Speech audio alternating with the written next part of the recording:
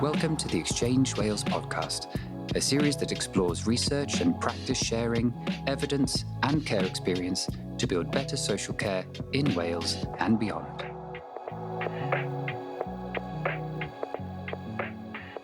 Hello, welcome to the Exchange podcast. My name's Jeremy Dixon. I'm a reader in social work at the Centre for Adult Social Care Research and also a member of Exchange. I'm really pleased to be joined today by Renée Aleong. Renée is someone who has recently done a PhD looking at the issue of Black people detained under the Mental Health Act. And she's looked particularly at the role of approved mental health professionals. So welcome, Renée. Really good to see you here. Thanks, Jeremy. So can you just start by introducing yourself and telling me a bit about your role and what you do? Sure, no problem.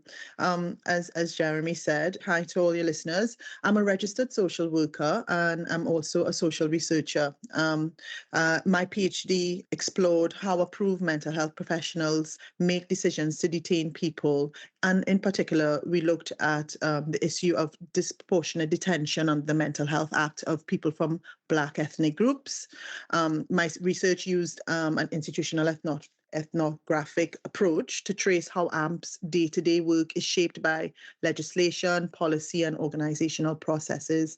And apart from that, I'm also a panel member for the National Institute of Health Research based in King's College in London as well. Great, thank you. It sounds like you're busy. Yes. So if we start off just by talking about the approved mental health professional role. So Sure. Approved mental health professionals, they're known in short as AMHPS, as a lot of our listeners will know who are working in sort of mental health services. I guess some people might be more familiar with the role of AMHPS than others. So can you just begin maybe by explaining a bit about what the AMP does? No problem, Jeremy. So the role of the approved mental health professional of the AMP is one of the most powerful and sort of ethically demanding in social work. 97% of AMPs are social workers. There are other professions such as occupational therapists that are also AMPs, but the majority, the bulk of the AMP workforce are social workers. And under the Mental Health Act 1983 and amended in 2007, AMPs coordinate assessments when someone may need compulsory admission to hospital for mental health treatment. So although doctors provide medical recommendations, usually two doctors under Sections 2 of the Mental Health Act, it is the AMP who makes the application for detention on behalf of, the local authority. And that decision, Jeremy, carries legal weight and moral consequences sometimes. So AMPs must weigh up the risk to the person and to others against the person's right to liberty as well. And they follow the code of practice and obviously the Mental Health Act sort of other frameworks that support AMP work. And then AMPs also, the legislation sort of emphasizes that detention should only be used as a last resort and that every assessment should reflect the principle of the least restriction, so the least restrictive option. So that idea that, AMPs or other professionals must always consider the least intrusive option consistent with safe and effective practice. So it's really a nuanced role and it's kind of sits outside of the sort of medical sort of model of what we call mental health. So the AMPs also make that decision about the social perspective and the least restrictive option. So those are the two main sort of areas that AMP will focuses on when it comes to detention under the Mental Health Act. Yeah, no, great. Thank you. And at the beginning of the recording, you were talking about Black people being detained more often than other groups under the Mental Health Act. And as some people will know already, I think that this is something which has been picked up in policy quite a lot. But could you talk us through that a bit more? So how long has this been a kind of concern, the disproportionate detention of Black people? Yeah. Sure. So yes, Jeremy, this is one of the longest standing and most troubling inequalities in British mental health. The overrepresentation of Black men in particular compulsory detained, that's Section 3 of the Mental Health Act. We normally call it sectioning, when someone is sectioned, was first noted decades ago and has remained consistent in the data. So we have lots of government reviews, such as Inside Out. That was in 2003. We had the Count Me In census, which was done by the CQC in 2011. We had the Wesley Review Most recently, that was also called the Modernizing the Mental Health Act in 2018. And all of these reports highlighted that Black people, particularly of African and Caribbean heritage, are several times, three or more times more likely to be detained or to come into contact with services through police or crisis routes, and to experience less access to early community-based support. And these reports largely agreed on the causes of that as well. So they noted things like structural racism, socioeconomic inequality, and sort of institutional mistrust, and sometimes racism and discrimination. And they pointed on the impact also of poverty, housing insecurity, unemployment, and discrimination within the mental health system as well. Yet, despite this consistent sort of report, the solutions proposed were mainly behavioral rather than structural. So we didn't go to the sort of the root causes of why this disproportion exists for many decades. But yes, it's sort of the basis of my research and why I wanted to delve deeper into the subject matter. Sure. So that's an interesting point you mentioned about the solutions which are posed are often behavioural rather than structural. But can you maybe unpack that a bit and just explain what you mean by that? Sure. So my research kind of, when I say behavioral, these initiatives that were given to sort of answer the question of disproportionality was always more focused on how we define risk and how decisions are recorded and how services are resourced, and they stayed the same. So even the Wesley Review, the Modernizing Mental Health Act, 2 decades on, we still find Black people are overrepresented at every stage in the Mental Health Act pathway. So yeah, when we say looking at structures, I found in my research, we found that we needed to explore things like the socioeconomic factors that affect people's mental health. So why are some groups, so it was wider than just detentions under the Mental Health Act. We needed to step a little further back to ask, why are certain groups more likely to be mentally unwell later on in life? And that took me back to looking at those socioeconomic factors such as education attainment, housing, poverty, experience of trauma, employment, your employment status. Those things, we found they were clear within the literature, clear socioeconomic indicators of poor mental health. Yeah. And when we looked at that, we found that people from Black ethnic groups sort of ticked a lot of those boxes, which meant certain groups in society were more susceptible to poor mental health. So it just took me way back than just looking at detention rates under the Mental Health Act to the causal factors of poor mental health. So that's why we talk about structure, Yeah. So that's a really interesting point. So in essence, you're saying that there's a danger in having too narrow a focus on this issue. Yes. And there's a need to think about a lot of these things that we often think about as social workers, which are the structural things that tend to make people more likely to be mentally unwell. Mentally unwell, yes. Yeah. And you mentioned the Wesley Review, so just maybe a bit of an explanation for listeners. So this was the independent review of the Mental Health Act, wasn't it? Which then acted as a kind of platform for the current mental health bill, which is going through Parliament as we speak, and we're having a conversation in October 2025. So and that's still happening as we at the moment, isn't it? Yes, it is. Okay, so going back to your research questions that you did for your PhD, can you tell us a bit about the kind of questions you were asking or looking at when you were doing your study? Sure. So obviously, as we said before, I wanted to look beyond just why people were detained disproportionately under the Mental Health Act. And because my research participants were on social worker AMHPS, my method sort of complemented my research questions. So I used a method called an institutional ethnography, which looked more at the processes of getting there to the end result. So my questions were sort of looking at to what extent the accounts of social work AMP's actual experiences of coordinating a Mental Health Act assessment, looking at Black service users, actually representative of what actually happens. Because we know we have theories, we have frameworks, we have policies, but I wanted to get into what actually happens. So I spoke to AMPS about, talk me through a typical Mental Health Act assessment. We know what's on paper, but I want the actualities, and that's what an institutional ethnography does.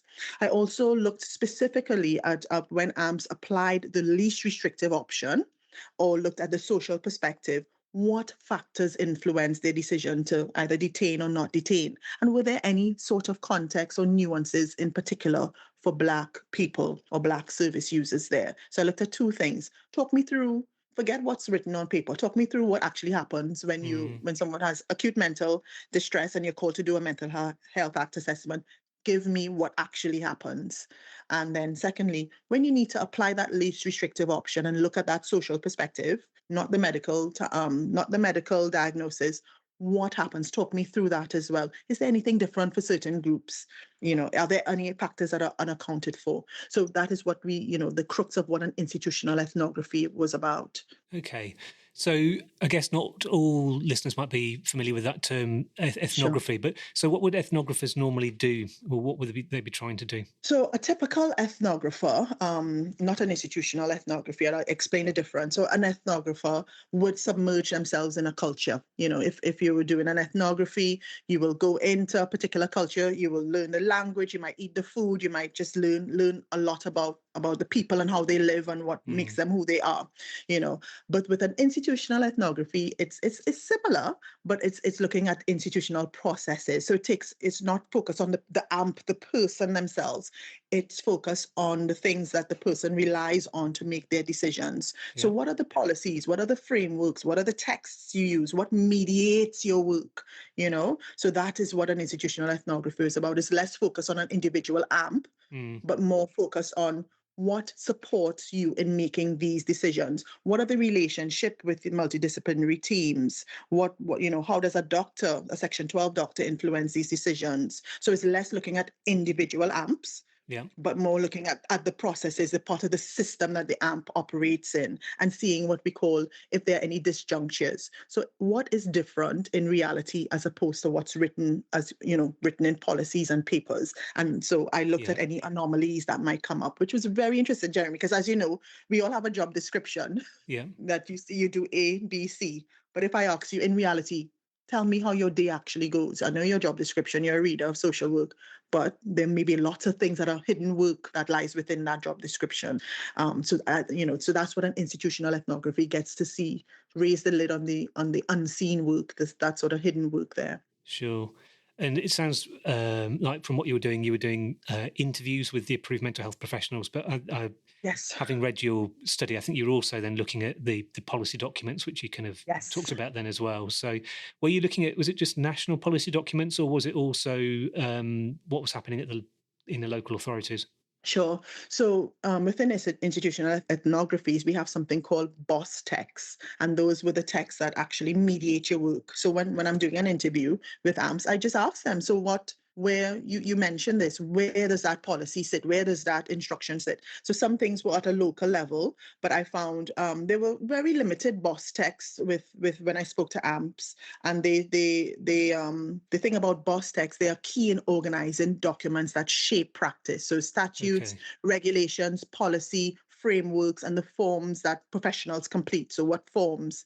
They're called BOSS texts because they hold authority even when no one is consciously referring to them. So they hold a certain power, but no one really understands that. And central to my study, the BOSS text that AMPs told me they refer to were, of course, the Mental Health Act and the Mental Health Act Code of Practice, and of course, a suite of official Mental Health Act forms that they would fill up.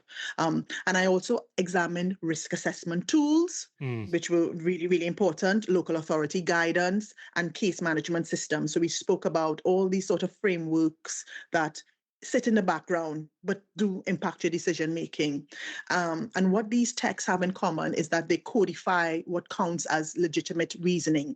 For instance, the official forms are structured around legal and medical categories, diagnosis, risk, treatment, with only limited space for that social context. So yeah. Okay, so that's really interesting. So because of the kind of ways we can think about assessment, both in the kind of pink forms, they're pink for people who've never seen them. And also, things like risk assessments, you kind of squeeze out certain things which you might wish to consider otherwise. Yeah, so when I followed how AMPs completed these documents, I saw how narratives mirrored the legal medical logic of the Act, and they detailed risk meticulously but summarized social circumstances in one or two lines. And for Black men in particular, this is particularly significant because many of the structural factors driving crises, mental health crises, such as poverty, racism, policing, community mistrust, sit precisely in that social space that is least visible in that record. And I must add here as well, Jeremy, the Mental Health Act Code of Practice reinforces this imbalance, while this least restrictive option or the least restriction appears 30 plus times within the act itself. When they talk about the least restrictive option, the word social perspective appears only once in the code of practice. And that's when you're defining what an AMP role is. Right. So it's mentioned once. So an AMP will take the social perspective. It's not mentioned ever again in that code of practice. So that textual silence is powerful, and it tells AMPs and other practitioners what matters to the institution. So that was really important for me to see when I was examining the social perspective. That wasn't clearly defined within the code of practice that AMPs have to follow, although it's a major part of their role. Yeah, no, that's a really helpful thing to think through, I think, and to notice. And actually, I guess we commonly use those kind of pieces of guidance or legislation and often aren't conscious of those things, are we? Because, it kind of remains at a subconscious level. Sure. So yes, there are major knowledge gaps, I think, when we frame our work around these texts. The documentation, privilege, what is quantifiable, so risk scores, medical input, and that sidelines what is relational or structural, because it's all in this particular form. So until I think texts evolve to require evidence on social considerations, even the most reflective AMPs, I think, would struggle, and they will be working uphill against a paper system or a computer system that reproduces very narrow ways of seeing and knowing. It's just limited to the documents that you have. So texts are really powerful, but we're not normally conscious of them. We provide free, high-quality webinars, resources, and events for social care practitioners and researchers. You can find out more information and register for upcoming events on our website, exchangewales.org. Okay, well, we'll get into how AMPs sort of thought about those texts in a second. But just before we do, very quickly, can you tell us a bit about the kind of context? So I know you did research in 2 local authorities. Sure.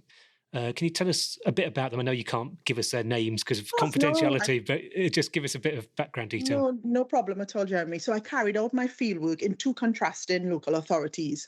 Both were urban, with quite a few demographic and structural contexts. So the first local authority had a large and highly diverse population with significant areas of deprivation and a long history of mental health inequalities linked to poverty, racial segregation, and policing practices.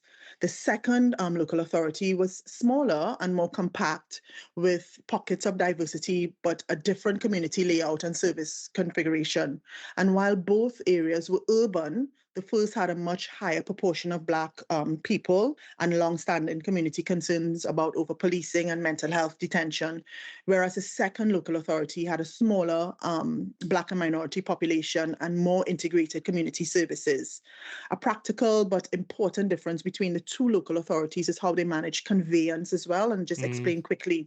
That is how a person is transported to hospital following a Mental Health Act assessment and detention. So under the Mental Health Act, once an application for detention is made, the person must be conveyed or taken to hospital, which is also specified under the Act. And this might sound like a straightforward logistical step, but it's actually one of the most distressing and ethically charged parts of the process, particularly for the person being detained and their family members.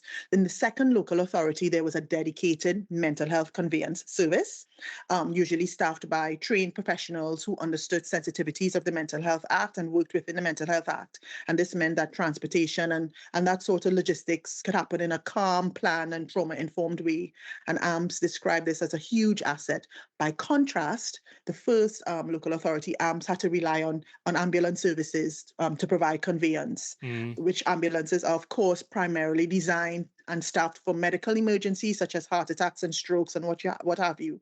And this meant that people experiencing acute mental distress were often deprioritized, and sometimes the waiting hours after detention papers were signed were many, many hours. So I'm just saying that those were some of the nuances and distinctions between Sure. those two sort of local authorities. But it was quite interesting. Yeah.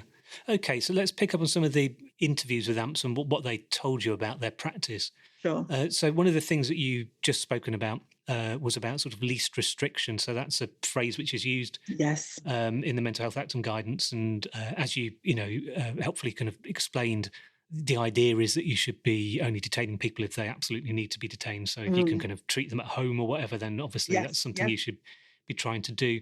So when AMPS were using that phrase or thinking about it, how did they interpret it? So I think there was a lot of mention about risk. So risk was the gravitational center of AMP work, Jeremy. Every process, form, and discussion seemed to orbit around this word, this notion of risk. And under the Mental Health Act, detention decisions rest on evidence of risk to yourself, risk to others, and usually risk of harm to self or others. And that's legally necessary. But what I found is that the way in which risk is constructed is deeply shaped by institutional history and cultural assumptions. All right, so we spoke at length about risk. And AMPS really began assessments from a blank slate, as you know. Referrals arrive with risk already sort of framed. A GP letter, for instance, the crisis team summary or police report. Let's say, I don't know how people come to the attention of AMPS. And historical records as well carry labels of risk, such as aggression, aggressive, non-compliant, resistant to treatment. And I found for Black men in particular, those labels echo the wider sort of societal stereotypes of being dangerous. And AMPS were aware of this, but admitted it was difficult to unpick it in the moment. Because as you know, AMP work is sort of short, sharp. Someone is in acute mental distress, especially when decisions must be defensible. So AMPS relied a lot on past notes where risk assessment was already done. So several participants describe a tension between that actual risk and perceived risk. And some consciously sought out family members or friends to check that narrative. Others said that organizational pressures meant that they had to err on the side of caution, and that often equated to sometimes people being detained. So my research using an institutional ethnography helped me to see how this isn't simply about personal prejudice, it's systemic. When you rely on risk flags and risk indicators and the requirement for defensible decisions, the format of risk templates within the system, the boxes that you tick, and cultures within organization all push practice towards overestimating risk sometimes. And for racialized groups, that compounds the problem of over surveillance. Yeah. I mean, how aware do you think AMPS were of those issues that you raised? So, I mean, it sounds like some of them had some awareness and were maybe pushing back. But was that always the case? Do you think, did you kind of notice a difference in participants? Yeah, there were definitely examples of resistance. Some AMPS describe slowing the process down, visiting twice, or involving community figures. So people outside, looking at that social perspective, going to whether it's your church community, other extended family members. And these small acts of professional curiosity, as we mentioned, as we call it in social work, and relational engagement often led to different outcomes, Jeremy. And it shows that critical awareness of social imagination, I will call it, can counterbalance institutional gravity, but only if time, to support, if you're allowed time to support that sort of relational work in social work. So yeah, definitely AMPS did push back and not just take what was said before in terms of risk, assigning risk and risk flags, but again, not in all circumstances time allowed it. So it's a very pressurized environment. And we need time and space to ask the additional questions and to allow for professional curiosity. So it's quite a balancing act, as you would imagine. Yeah. Okay. So just to pick up on another phrase which is used, quite commonly. There's a phrase about interviewing people in a suitable manner, which was picked up by approved mental health professionals. So can you just maybe start by saying where that phrase comes from? Sure. I mean, I could frame it in that, the term non-engagement came up in almost every interview I did with AMPS, and it's often described as a person who's refusing to speak or not cooperating. But when you dig deeper, it reflects much broader issues in terms of like where you interviewing people in a suitable manner, as you said.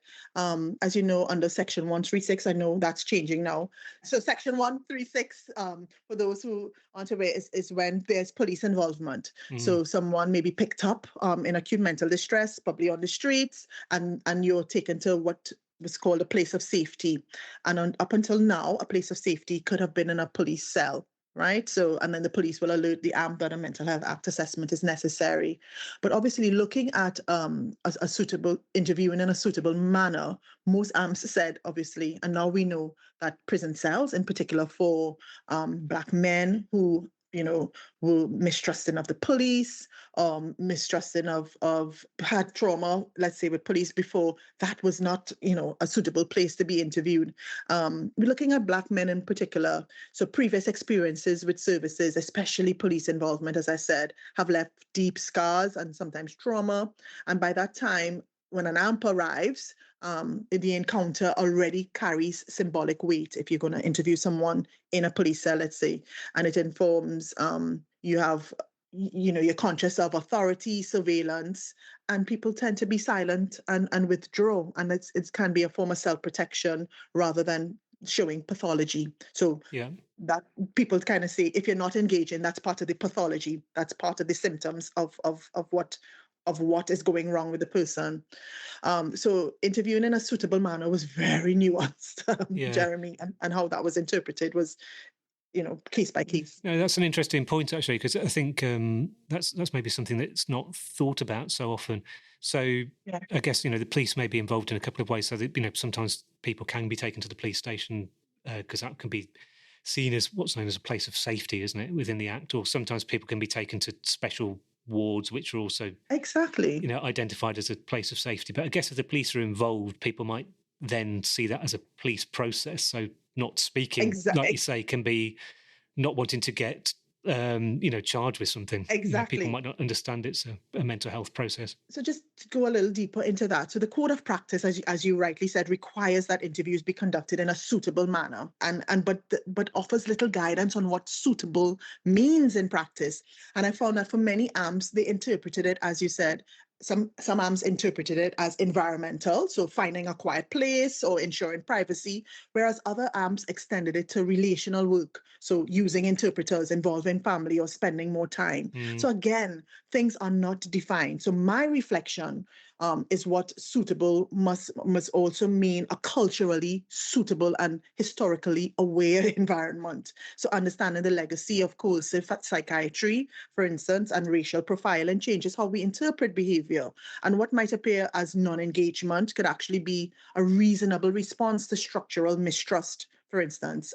So recognizing that shift in power dynamic, and it opens up again for more humane possibilities for engagement and AMP work. So it's not suitable can mean different things in different contexts to different people, as I said, but it's not clearly defined in the code of practice. It's just something that we say a suitable environment, a suitable place. Sure. Okay. So one issue that was raised by AMPS was the lack of representation of Black people in the workforce. Sure. So what did AMPS themselves think about this? Sure, Jeremy. So this was a strong and recurring theme in my research across both of the local authorities. So I interviewed 31 AMPs across 2 local authorities. And the majority of AMPs were white, because that's how the workforce is made up. But Black AMPs described feeling both proud and burdened by their visibility, as though they were expected to act as cultural interpreters or advocates for every racialized issue. I find that sometimes because, you share cultural identity. So several AMPs said they were informally allocated to assessments involving Black service users sometimes because colleagues assumed that they would connect better. While intended positively, this also risked tokenism and emotional fatigue as well. White AMPs, meanwhile, often acknowledge feeling anxious about race, and some spoke about wanting to get it right, but fearing that they may say the wrong thing. And that discomfort, I think, Jeremy, if left unaddressed, can silence learning and lead to avoidance of the topic altogether. So I find white amps were really afraid if they misstepped.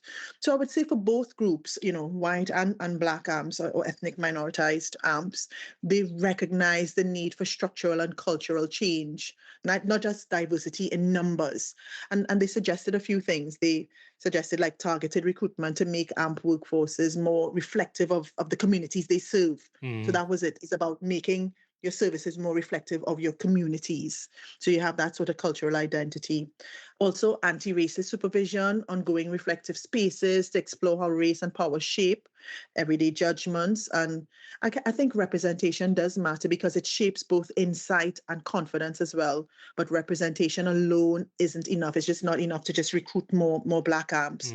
I think organizations and local authorities must also create psychologically safe environments where issues of race and bias can be openly discussed. It doesn't matter who discusses it. Otherwise, that emotional labor of diversity falls disproportionately again on those already minoritized. And I could say that as a Black social worker, that it can become sort of, when you're looked at as the expert in your sort of race and your lived experience, it does become emotionally laborious after a while. So that the conversation needs to be opened up to all social workers, or all AMPs need to be aware of it. So I mean, the AMP role is grounded in social justice and human rights, Jeremy, and offers a strong foundation for that reflection. That's part of the role. But I think it requires sustained institutional commitment and not just goodwill or recruiting more black amps. That wouldn't solve the problem. Yeah, no, that's really clear. I mean, I think one thing just maybe for us to finish off on is that the mental health bill is being looked at now, and kind of final changes are being made, and I guess the code of practice is going to be redeveloped in the next year or so. Yes. If you were wanting to see a change in practice for Black people who are being detained or being assessed rather, and possibly detained under the Mental Health Act, what kinds of things would you want to see, or what things might make a difference from your point of view? I believe, as we touched on earlier, Jeremy, I think we need to make the social perspective and least restriction principles enforceable rather than aspirational. I think the code of practice should require AMPs to document how they considered alternatives to detention, what those alternatives are, and why they were deemed unavailable or inappropriate. I think without that accountability, it's impossible to evaluate whether detention was genuinely the last resort. I also think policy, so looking wider than the actual code of practice and the Mental Health Act bill, I think policy also needs to tackle the social determinants of mental health. I think without going back, as we said earlier, so poverty, unemployment, discrimination, and housing insecurity, these are not background issues. They're central to why people reach crisis. My literature review highlighted that areas with high deprivation and policing intensity correlate strongly with higher rates of detention around Black men in particular, when we looked at Keating 2019, Buey et al. 2018. So unless we address the root causes, we're just managing symptoms downstream. Right. So I think we need to take a step back from the code of practice and the actual act itself. I think at a local level, AMP services and local authorities can introduce anti-racist supervision, create community partnerships with Black-led and faith-based organizations to build trust and alternative pathways within these communities. And again, define what is the least restriction, define what is the social perspective a bit more, for transparency, and just share data. I think publishing anonymized data on detentions by ethnicity as well as the outcome can drive local accountability, because I found AMPs were quite detached from how their decisions sort of impacted at a local level. We get the broad national statistics, but no one is aware at a local level about detention and redetention rates, or there's no follow-up. AMPs don't follow up. Yeah. Once you're passed over to the sort of medical model, once you're in hospital, the AMP's job is done. But there's no triangulation there, about decisions. So there might be a need for kind of better data, which looks at what happens to people over a longer period of time. Yes, yeah, and use that to inform. I'm not saying that AMPs need to be affected by like an information overload, but I think if we kind of triangulate it and make it more at a local level, people can see how their practice kind of impacts people's mental health journey. And it's just about sharing data and collecting data more robustly, especially for groups that are disproportionately detained. So if we're looking at specific groups, but I still think this idea of disproportionate detention doesn't start at the act. I think it starts at attainment at school levels and is much broader, than just the Mental Health Act or the Code of Practice. I think we need to look at poverty. We need to look at the experience of trauma. We need to look at employment, housing, all these things that are the social determinants of mental health. It's structural. Brilliant. Well, thank you very much for coming in today, Renée. It's been really nice to hear from you. Sure. And hopefully we'll speak again in the not too distant future. Thank you for having me. I hope this conversation helps to spark reflection and to change, not just with AMP practice, but across a wider mental health system. The issues we've discussed, I think, Jeremy, are very complex, and they're not just about the act itself. I think by embedding social understanding and cultural humility, I think we can all come as a community and see that each one of us has a role in it. It doesn't just stop at the AMP or the Section 12 doctor or the social worker. It's structural. It's how we act with each other within our own communities. Brilliant. Thanks, Renée. Thank you. Thank you for tuning in to this episode of the Exchange Wales podcast. At Exchange Wales, we connect researchers, practitioners, and people with lived experience to share evidence, practice, and insights that shape social care. Our work spans children's and adult social care, and we're also exploring the growing role of artificial intelligence in the sector. If you'd like to learn more or get involved, please visit exchangewales.org.